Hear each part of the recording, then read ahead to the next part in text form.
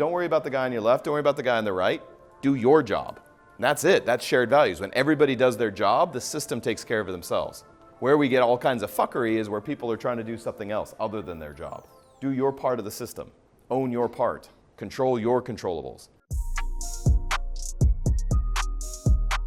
Be so good you can't be ignored. That's it. Don't focus on being first, focus on being the best. If you focus on being the best, first will almost always take care of itself. It means you do things with integrity. Now, can you make mistakes? Yes. Mistakes are one-offs. When something is a repeated behavior done over and over again, that's not a mistake. That's a behavioral pattern. What you tolerate, you invite. If I allow somebody to have a fucking negative attitude all the time, they're going to be dealt with. Now, generally somebody with a negative attitude, I'm very patient with if they have zero influence. Sometimes some of the guys are like, why do you put up with that shit? Because the person is completely inert. They have very little influence in my business, which is why I allow them to do it. So if I had a senior leader who was really negative, I'm gonna be all over that shit. A jam, I still care, but I'll be more patient with them growing up. Make sense? But yeah, a negative attitude is a big one. And the higher you go in my company, the more that's important to me. Also, if somebody chooses a set of values and shows up differently in the business than what I'm asking in my business, you are inadvertently working against me. So you are on a timeline. Timeline means you're either gonna step up or step the fuck out. Does everybody understand that? If you aren't aligned with me, you are inadvertently against me. And I'm not saying somebody would intentionally be against me, but if they value their bullshit more than my business, get the fuck out of my business. What is their bullshit? Choosing when they show up for a meeting, choosing what meeting they show up to, choosing whether or not it has real value to them or not. Get the fuck out of here. Go work at goddamn Starbucks and then talk to me about whether you think you're getting developed or not. Zero patience. Why? I've been doing this for a long time and I know what the fuck I'm doing. So a 21-year-old kid who has an opinion, I don't give a fuck. Have your opinion. Have your theories. I have results. See the difference? But those things are important because they're important to culture and keeping everybody on the same page. High-performing teams are united. They're united in vision, they're united in values, and they're united in conflict resolution. Really important. And that you know how to handle those things. Now, this is a developmental program, so I'm pretty patient with people at this level because they are pretty raw. In some cases, we're still figuring out elbow and ass, right? And that's fine. This is the time to do it. So there is a level of patience here, but these things are important. So why do we talk about these? What did I just outlay? Through conversation. Expectations. Standards and expectations aren't the same thing. What's the difference between standard and expectation? Standards are unfuckable with and they're very clear, right? For those who've been around for a long time, don't fuck with SAB's standards. They're unfuckable with. If you have standards that have exceptions, they aren't standards. Standards are unfuckable with. This is why I originally had a standard that if you were late 3 times in my business over a period of 90 days, you were immediately fired. The problem was I had a guy who was never ever late be late twice. And he was the kind of guy that if he was late, I was more concerned with like, hey, are you okay? What happened? And I realized this is stupid. I'm not gonna fire somebody for being late 3 times in California, right? With all the shit that's going on. To be fair, I've been late probably less than 5 times. And I probably drive the furthest most people. But I just didn't want, so I took it away. I didn't make it a standard. It's an expectation though, to be on time. So what does that mean? Well, standard is unfuckable with. Meaning if I say 3 times you're out, if I make an exception for you, I have to make an exception for anybody, which is why we have minimum standards. And minimum standards are the same. If we're making exceptions for our minimum standards, I'm not gonna make exceptions for one person and not the other. It's not a standard then. Standards help you manage your business because then it's you and I working against the standard, not he said, she said.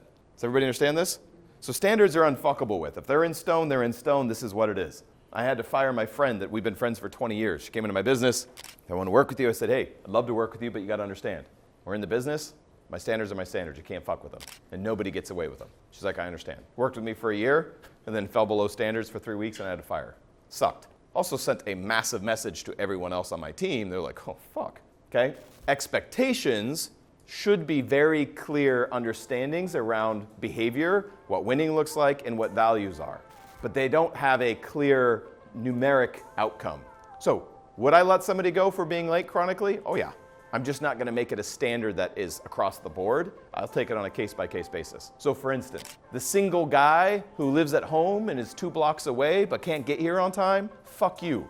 The mom who has 2 kids she has to get ready for and take care of in the morning, that's driving 60 miles, I'll be more patient with. That is a different scenario They do not have the same situation. Does everybody understand the difference? Then you may go, oh, that isn't fair. Great. I don't give a fuck whether you think it's fair or not. Single dude living at home that lives 2 blocks away, has no other responsibilities and can't get here on time, that's a personal issue. That's a character issue. Single mom with a couple of kids, 60 miles away, we have a few of those. That's tough. Now, let me be clear. I've also seen people try to use their kids as an excuse for why they're not showing up. I won't let that shit go either.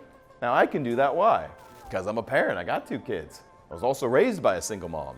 It's pretty easy for me to tell when something went from being a legit excuse to you trying to manipulate me with that shit. And I'll know quickly and then I'll address it. But I'm generally patient. When a team is high performing, there is a unity of value. You can see it. Everybody's moving with purpose, right? It's like, this is easy to understand for those of us who watch and play sports. Think about sports teams that are high performing, they move as one unit. They are unified in their intention. That's why Patriots have one of the winningest records over the last 10 years. There's only a few teams that are ahead of them, Seattle Seahawks being one of them. But if you walk outside of the locker room, out of the Patriots stadium, anybody know what it says across the top of the locker room door? Do your job. And they usually hit it on their way out. It's a big part of Homie's teaching, right? Don't worry about the guy on your left. Don't worry about the guy on the right. Do your job. And that's it. That's shared values. When everybody does their job, the system takes care of it themselves. Where we get all kinds of fuckery is where people are trying to do something else other than their job. Do your part of the system. Own your part. Control your controllables. But values are really, really important, which is why I try to be clear about our values as much as I possibly can. I talk about it a lot. I share it a lot so that it is not unclear. That's why we do goals every Sunday. And I did goals. It was one of the last things I gave up because it was one of the ways to indoctrinate people into our culture, to explain to them what values matter and how you show up. And when you start making exceptions for your values, you start to run into pain. Now, take it out of the business. Anybody ever dated somebody who had an opposite set of values from them, but they were fucking hot, and you're like, yeah, I'll run this for a bit. How'd that work out? Was that good? Totally. No drama. Ended well. Again, you can backtest what I'm saying, right? You can backtest what I'm saying and go, oh, yeah. It doesn't end well. Don't mistake me saying that somebody's values are different than mine, that they aren't valuable or that they aren't important or that mine are superior. I'm not saying any of that. I'm saying if you want to work with me, if you want to take over the world with me, you better fucking get into my value system. And if you don't, that's totally cool. Just don't fucking work here. Go work at Starbucks or somewhere that doesn't give a fuck. And I can tell. Now, again, there's a certain level of the game where I'm patient with everybody. Why? Elbow ass. They're just young and dumb. They don't know what they don't know. But I'll know that by how their energy and how they show up. Some things that tell me they're willing to change. They're generally humble. They have a student mentality. And they are controlling the controllables. They're staying on top of the things that they can control. And then they trust the process.